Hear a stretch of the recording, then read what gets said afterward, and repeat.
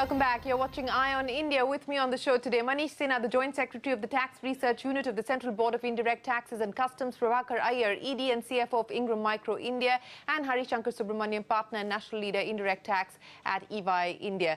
Manish, let me come back to you now in terms of what the revenue picture looks like and whether that run rate of 1 lakh crore, which we did touch for 1 month, is that now something that we should bank on, because there was caution within the government on that setting the trend just yet. But given where we see numbers today, what is your own expectation?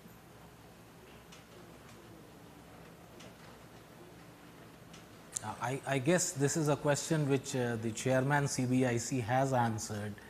Going forward, once we have the comfort on numbers and there is a political consensus in GST Council on the subject, the rate convergence will take place. But at this point in time, it will be very difficult for anyone, particularly at the official level, to guess or give a timeline.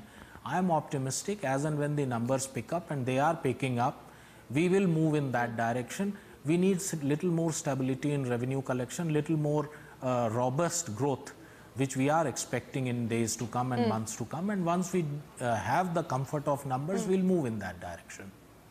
So I cannot further add to what the chairperson said. Once we have the comfort, that's a direction we will move in. Understandable, but how successful has the e-way bill rollout been from a revenue perspective and a tax evasion leakage perspective?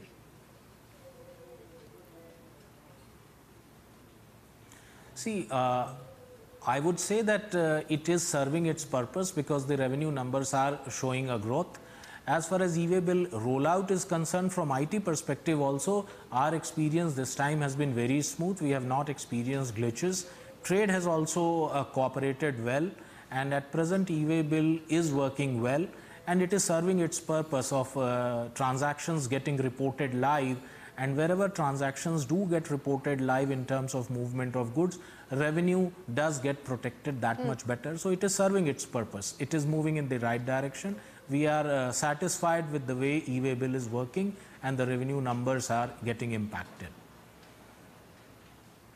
Okay. Prabhakar Iyer, let me ask you now, what is the expectation, especially as we move into year 2? What is it that you would like to see tweaked, changed, revised, if anything at all, to ensure that this is in fact, enhances profitability, operational efficiency, and everything else that it was meant to deliver on? Yeah, from an industry perspective, I think the compliance and the level of information gathering that happens is one of the big challenges that we are actually handling with, and we look forward in terms of government working towards easing the filing of returns. The most important tweak which will be required from the industry perspective is allowing the people to revise the return. If there is something error that happens, there is no possibility for revising the return. And also in terms of the fact that if there is something error happens, you have to pay the interest for non-genuine case. It could be an error on account of any matter. So that is something which we are instantly looking in terms of tweaking. And actually in terms of gathering the information, in terms of timelines, we all struggle for the timelines. The whole industry is struggling for timelines.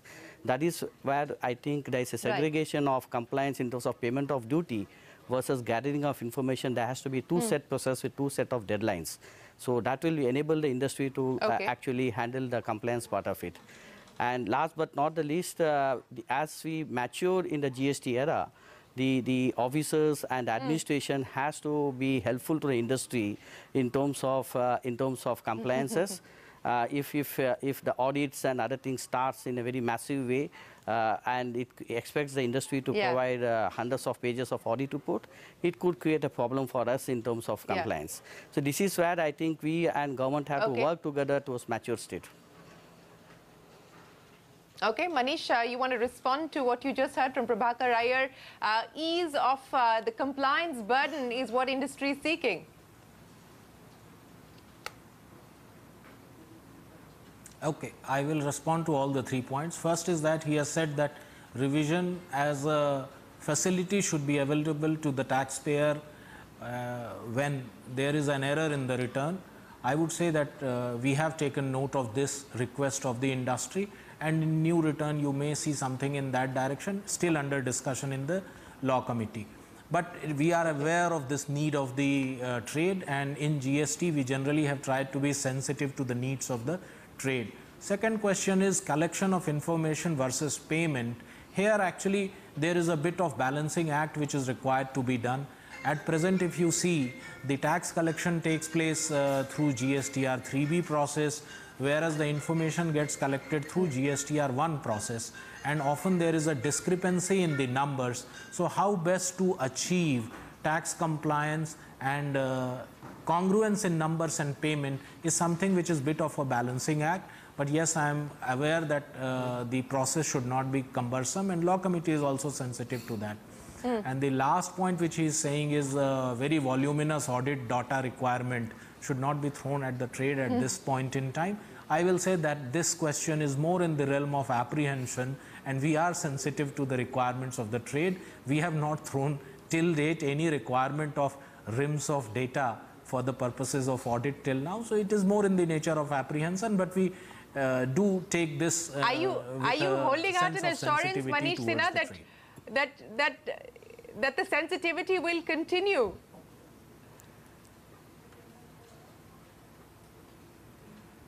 You see, this is again a balancing act. In tax collection, enforcement and facilitation are two of the extremes within which a tax administrator has to walk and do the balancing act.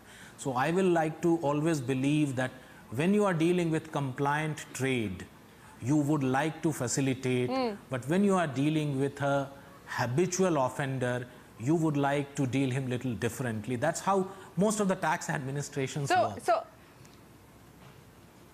But what is the message that you're sending out? Because, you know, we're starting to hear much more of this enforcement message coming in from the CBIC.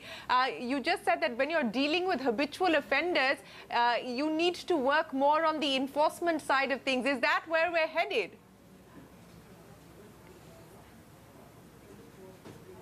No, you see, this is something again. Why do you presume that Indian trade is habitual offender? I don't believe that.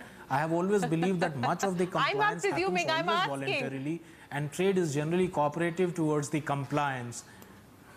No, my sense is that most of the trade is compliant, and to that extent facilitation works. But there are a few odd examples of tax evasion which are of serious nature, and in those situations I think one should be willing to accept tax administration to use the legal provisions and legal mechanisms which are available.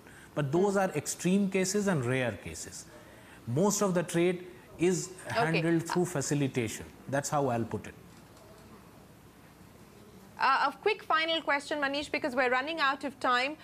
The possibility of including more sectors that are outside of the ambit of the GST under the GST in this calendar year, do you believe, given where we are, that that is a realistic expectation to have?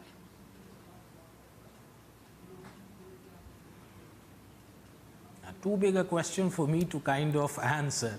I would say that's a direction in which everyone would want to move, but much of it depends on political consensus building, which has to happen at the GST Council. So when the GST Council meeting happens on 21st, you would get a sense of the direction on this subject.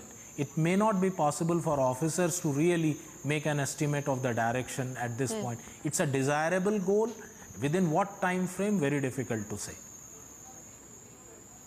All right, gentlemen, we will have to leave it there. Appreciate you joining us here to assess the hits and misses of the GST rollout in the first year. Prabhakar, Hari and Manish Sinha, always a pleasure. Thanks very much for joining us on Eye on India. With that, it is time for us to wrap up this special edition. From all of us here, goodbye. Many thanks for watching. Stay tuned.